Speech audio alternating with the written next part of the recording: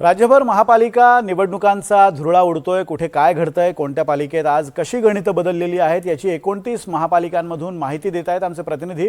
पाहूयात 29 महापालिका आणि 29 रिपोर्टर्स। नगर महानगरपालिका निवडणुकीमध्ये अजित पवार पक्षाचे 2 उमेदवार बिनविरोध निवडून आलेले प्रभाग क्रमांक 8 मधून कुमार वाकळे तर प्रभाग क्रमांक 14 मधून प्रकाश भागानगरे यांची अपक्ष उमेदवारांनी उमेदवारी अर्ज मागे घेतल्याने बिनविरोध निवड झाली आहे। तर अहिल्यानगरच्या सार्वत्रिक निवडणुकीमध्ये सर्वाधिक 54 उमेदवारी अर्ज दाखल शिंदेगड शिवसेनेने केले होते। त्यापैकी 5 उमेदवारांचे उमेदवारी अर्ज बाद झाले आहेत। काही उमेदवारांच्या ईबी फॉर्मवरती स्वाक्षरी चुकली आहे तर काही उमेदवारांच्या ईबी फॉर्मवरती खाडाखोड करण्यात झालेली आहे। त्यामुळे या 5 उमेदवारांचे अर्ज बाद झाले आहेत। त्यामुळे आता एकूण शिंदेगड शिवसेनेचे 49 उमेदवार सध्या रिंगणात असल्याचं पाहायला मिळत आहे। प्रसाद शिंदे, एनडीटीव्ही मराठी, अहिल्यानगर।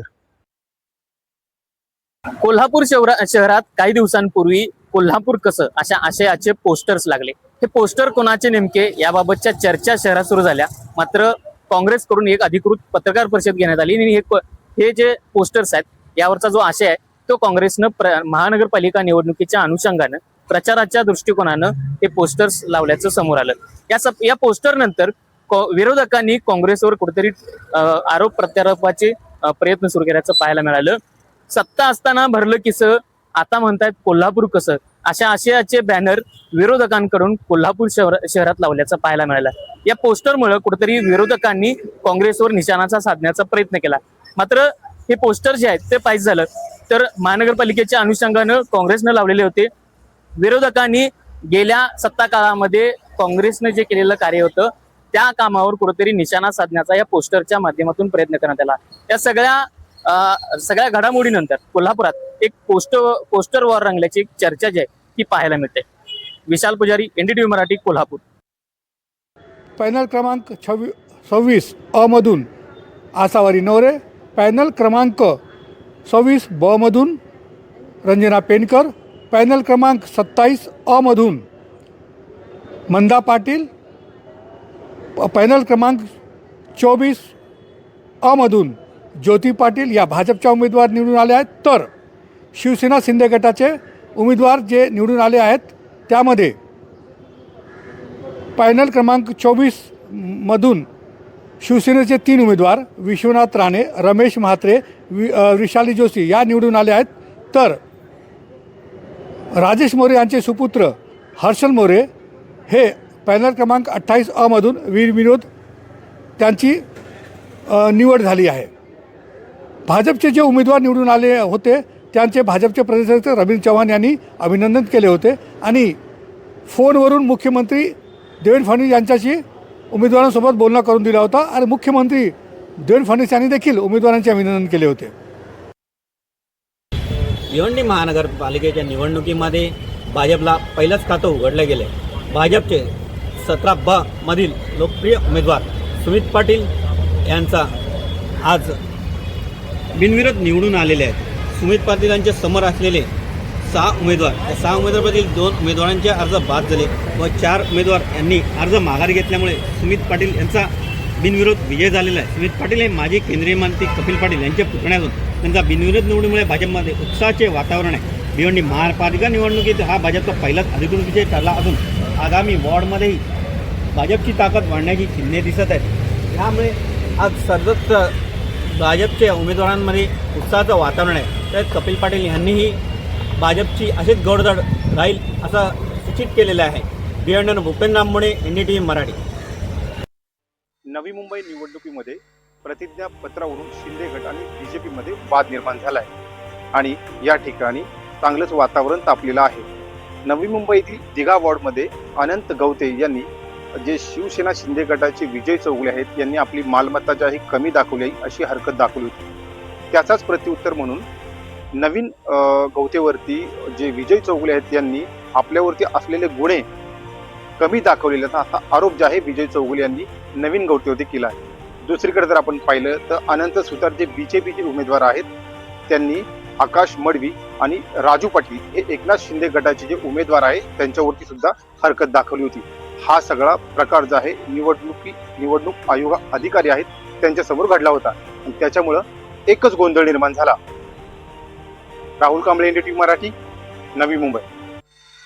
एकाच ठिकाणी दोन दोन एबी फॉर्म दिल्याचं चित्र देखील यामध्ये आपल्याला समोर आल्याचं स्पष्ट होताना दिसतंय. ज्या पद्धतीने हा जो अर्ज आहे एबी फॉर्म तो एका उमेदवाराने तर चक्क खाल्ला, आता त्याच्याबाबत गुन्हा दाखल झालेला आहे. एकूणच आपण जर पाहिलं तर पुणे महानगरपालिकेमध्ये सगळ्या पक्षांच्या बाबतीतली ही चित्रविचित्र जे काही गोष्टी घडल्यात या पार्श्वभूमीवर आता इथे तिरंगी अथवा चौरंगी लढत होण्याची शक्यता निर्माण झालेली आहे. एकूणच पुणे महानगरपालिकेची निवडणूक ही अतिशय रंजक अवस्थेत पोहोचलेली आहे. राज्यामध्ये जी परिस्थिती आहे तशाच पद्धतीने पुणे महानगरपालिकेत देखील आपल्याला ही पाहायला मिळते. खरं तर पुणे हे सुसंस्कृत समजलं जातं, मात्र यंदाच्या निवडणुकीत मात्र हे चित्र वेगळं असल्याचं आपल्याला दिसून येत आहे. एकूणच जे पाहिलं आपण की भावनिक राजकारण असेल, त्यासोबतच एखादाचा फॉर्म काढण्याची जी गोष्ट असेल, मारामाऱ्या, हाणामारी, वक्तव्य, या सगळ्यांनी ही महानगरपालिकेची निवडणूक ही रंजक होताना दिसते.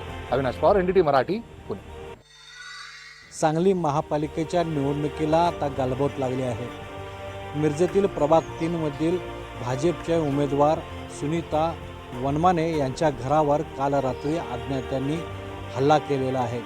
त्यामध्ये कोयता आणि रिव्हॉल्वरचा धाक दाखवून तुम्ही सागर वनखंडे जे शिंदे सेनेचे उमेदवार आहेत त्यांच्या विरोधातील उमेदवारी मागे घ्या, अन्यथा ठार करू असा दम सागर वनखंडे यांच्या समर्थकांनी दिला असल्याचा आरोप उमेदवाराचे पुत्र संदीप वनमाने यांनी केलेला आहे.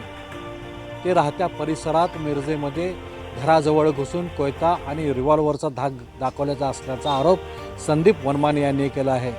तर उलट सागर वनखंडे यांनी हे सर्व आरोप फेटाळत हे बिनबुडाचे आरोप असून स्टंटबाजीसाठी केलेला प्रकार असल्याचा प्रत्युत्तर सागर वनखंडे हे शिंदे सेनेचे उमेदवार आहेत त्यांनी ही प्रतिक्रिया दिली आहे. कॅमेरामन सुजित दोडकेसह शरद सातपुते, एनडीटीव्ही मराठी, सांगली. धुळे महानगरपालिकेची निवडणूक आता अधिक चुरशीची ठरत आहे. आपण जर पाहिलं तर आजपर्यंत धुळे महानगरपालिकेमध्ये भाजपचे 3 उमेदवार या ठिकाणी बिनविरोध निवडून आलेले आहे. तर भाजपकडनं 74 जागांसाठी 63 उमेदवार आपल्या रिंगणामध्ये उतरवलेले आहे. आणि आपण जर पाहिलं तर उद्या अर्ज मागे घेण्याचा शेवटचा दिवस आहे. त्यामुळे भाजपकडनं जास्तीत जास्त उमेदवार बिनविरोध कसे निवडून येतील याचा प्रयत्न केला जात आहे. आणि दुसरीकडे आपण जर पाहिलं तर विरोधी पक्षांकडनं देखील भाजपवर आरोप केला जात आहे की दोंडाईच्या नगर परिषदेप्रमाणे धुळे महानगरपालिकेमध्ये देखील भाजपकडनं ही संपूर्ण निवडणूक बिनविरोध करण्याचा प्रयत्न हा भाजपकडनं केला जात आहे.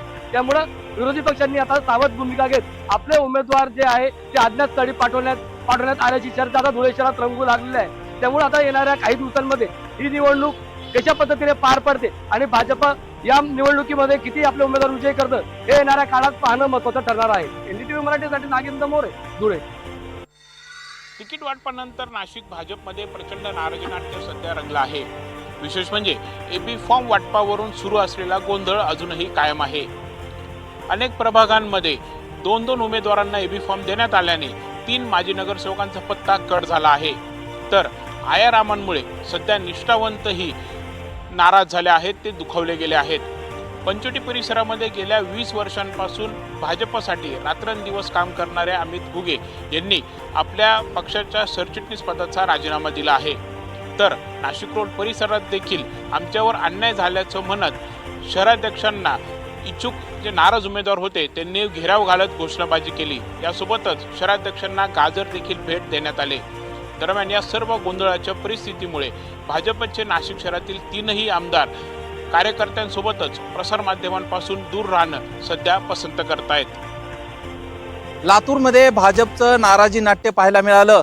तिकीट जाहीर झाले आणि तिकीट जाहीर झाल्यानंतर अनेकांना तिकीटच मिळाल्या नसल्यानं आता भाजपची नाराजी उफाळून आलेली आहे. 70 पैकी 70 जागा भाजप या ठिकाणी स्वबळावर लढण्याचा निर्णय घेतलाय. मात्र अनेक जे इच्छुक आहेत, जे गुडघ्याला बाशिंग लावून होते, त्यांना मात्र उमेदवारीच मिळाली नाही. त्यामुळं जे नाराज कार्यकर्ते होते, नाराज गट होता, त्यांनी लातूरमध्ये आता बैठक घेतलेली आहे. या बैठकीत निर्णय घेण्यात आलेला आहे की आपण स्वतंत्रपणे निवडणूक मैदानात उतरायचं. त्यामुळे या निर्णय आणखीन काय काय होतात याकडे सर्वांचं लक्ष लागलेलं आहे. 2 दिवसामध्ये ही सगळी आघाडी बनणार आहे आणि नाराज कार्यकर्त्यांचा भाजपमधील गट हा कशा पद्धतीनं निवडणुकीला सामोरं जातो आणि कशा पद्धतीनं भाजपलाच आव्हान आणि इतर पक्षांना आव्हान देतो हे पाहणं महत्त्वाचं असणार आहे. मात्र या घटनेनंतर लातूर जिल्ह्यामध्ये खळबळ उडाली आहे आणि काय निर्णय पक्ष घेतो आणि त्याचबरोबर या सगळ्या नाराजांची नाराजी कशी दूर होते हे पाहणं महत्त्वाचं असणार आहे. विष्णू बुर्गे, NDTV मराठी, लातूर. जळगाव महापालिका निवडणुकीत शिवसेना शिंदे गटाने बिनविरोध निवडीची हॅट्रिक केली असून शिवसेना शिंदे गटाच्या 3 उमेदवारांची बिनविरोध निवड झाली आहे. यात प्रभाग क्रमांक 18 मधून शिंदे गटाचे आमदार चंद्रकांत सोनवणे यांचे पुत्र गौरव सोनवणे, तर प्रभाग क्रमांक 9 मधून मनोज चौधरी तसेच प्रभाग क्रमांक 9 मधून प्रतिभा देशमुख यांची बिनविरोध निवड झाली आहे. विशेष म्हणजे आमदार चंद्रकांत सोनवणे यांचे पुत्र गौरव सोनवणे यांचे प्रतिस्पर्धी शिवसेना ठाकरे गटाचे उमेदवार मयूर सोनवणे यांनी माघार घेतल्याने गौरव सोनवणे हे बिनविरोध ठरले आहे.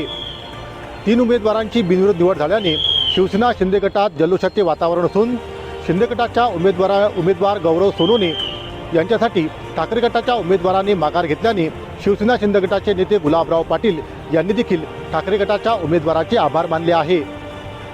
मंगेश जोशी, NDTV मराठी, जळगाव.